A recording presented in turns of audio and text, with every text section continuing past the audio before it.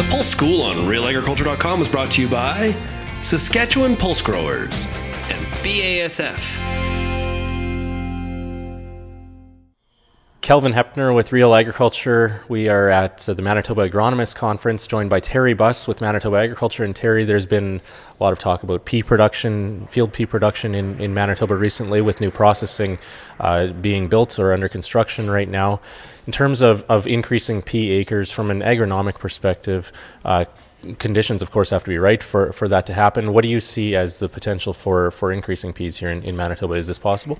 Yeah, I think so. I mean, bearing in mind that we had about 65,000 acres this year, somewhere around there, around 60 to 65,000. We've got room to grow. We certainly have land that's suitable to do it. And I expect that in the medium to long term, we're going to see sustained growth in the field pea production in Manitoba. Okay. We have, of course, seen an increase in soybean production because our ample moisture supply tends to favor soybeans. I guess moisture and bigger climate kind of pictures are a factor in this? Absolutely. I think one of the key things with field peas is making sure that you're using the right field to produce them. One of the challenges we've had, I think, and we saw it in 2016 where we had a big ramp up in acres, and then in 2017 we had a big retreat in acres, and that's happened more than once in the province. It's a pattern we've seen every once in a while over the years.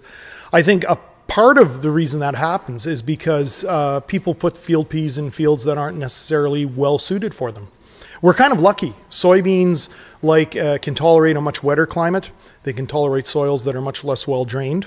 That's one of the reasons we grow them back home in Beausejour. Field peas can take advantage of soils that are of a completely different characteristic, right? They do better in well-drained soils, but they also do better in soils that are getting a lot less moisture on them than soybeans do. They are very water use efficient. They can make a lot of dry matter per gram of water. So they both have different adaptation ranges. And I think one of the important things for sustained field pea production is we make sure that we're matching the crop to the field and that the characteristics of the field will be supportive of the crop over the long term. You know, this year we had very low rainfall levels out my way. You could get away with growing a successful pea crop. It made you feel really good. However, over the long term, say on the farm that I have, it's probably not a sustainable practice. You're going to have more failures than successes. That being said, even in my I'm a broken head, there are fields that are suitable. You just have to search them out and you have to understand which ones are suitable and you have to match the crop to the field. So how would you describe those fields if we're looking at increasing pea acres on the eastern side of the prairies here? One of the big things is good drainage. I often describe the subsoils on my farm as basically being the consistency of a bathtub plug, right? The soil fills up and it just takes forever for the water to go down. That's not suitable for field peas. They don't like wet feet. You get root rots and the crop just doesn't perform. So you're looking for a field that's well drained, or at least better drained than the situation that I'm in. That's probably one of the big key characteristics. There's other things you can check, but frankly, if you have a problem with wet feet, then your field peas are going to struggle. Especially the other side of it too is rainfall regime, right? If you're in an area that gets substantial rainfall, again, I'll use my area as an example. We get substantial rainfall, higher levels than other parts of the province.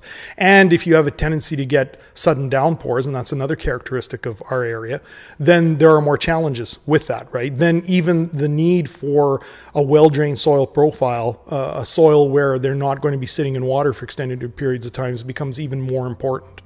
We do have areas of the province where that characteristic is much easier to find.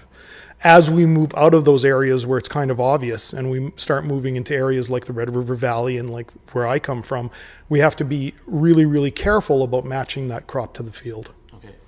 So yield, of course, there are many factors that go into what make yield at the end of the year, but that's another issue that maybe has discouraged producers from growing peas or been an obstacle in the past. The yield has been pretty volatile. Yeah. We saw acres spike in 2016, but then yields weren't there, and so people shied away from them growing them in 2017 when yields were pretty fantastic in some areas. What is there that much room for improvement in the agronomy and management of the crop to stabilize those yields or reduce that volatility, or how much potential is there in that? I think there's a fair bit of potential in that, and I think it's also really critical that we target critical management practices for people that are relatively new to the crop. Back in Alberta where I used to work, nobody's really new to the crop, but out here we have a lot of people who are relatively new, or it's been years since they or dad tried the crop, right? And the genetics have changed. And the genetics have changed, and the picture has really changed. So they need to look at some production practices that I think are key management practices, best management practices, BMPs, right? And those are things like, we talked about field selection, but they're also things like using high quality seed, making sure you know the characteristics of your seed. It's about getting the right stand density. It's about making sure you do early weed control. It's about making sure that you take care of factors like that and make sure that you're seeding early because the crop responds to that. So there's some basic fundamentals there that you can twig out. And they oftentimes, when I say them to people, they go, well, you know, we know those sound pretty straightforward. And yet when I get called out into trouble situations, often those are some of the things that haven't gone right? So I think there are, like I say, there's really big fundamentals. The crop needs what I call a good launch, right? And there's fundamental things that make up that launch. If you don't have those things well under control by the middle of June, you've missed some really key yield stabilizing and yield boosting opportunities. Okay. How about on the threat side of things? We've heard about this disease, Aphanomyces, in Saskatchewan and Alberta. That's actually in Manitoba as well? Yeah, it's been detected here. And it's something where I think because of our relatively low acres, it's something we're watching, right? But root rots are a big problem. We've got a number of threats, and root rots are one of them. And in the case of root rots, my concern is that it could be something that could be really a growing threat, particularly if, similar to the soybean story, we decide that we do some really tight rotations with field peas because we're making money. So all of the root rots have to be monitored. One of the big things that I'm encouraging growers to do is to get out there and, explore your root rot issue, find out how bad it is, and also find out which fungi or organisms you're battling, and then start making plans around that. And particularly in the case of Aphanomyces, if that starts becoming a problem, your management system has to adapt to that, right? And the other thing about the root rot issue too is it's inherent in the good launch. If you have a good vigorous crop because you've given it a good launch, you've also done at least some help to yourself in terms of preventing root rot. Mm-hmm. Finally then, Terry, we've seen soybean acres explode, and I'm not sure we're going to make the comparison to what the potential is for peas in Manitoba, but where do you see the potential in the long term for expanded acres here on the eastern side of the prairies? I mean, in terms of the Manitoba story, the title of the presentation that I did was 300,000 acres, right? Dennis Lang, the provincial pulse specialist, and I batted that number around. We don't think that that's an unreasonable number in the long term, right?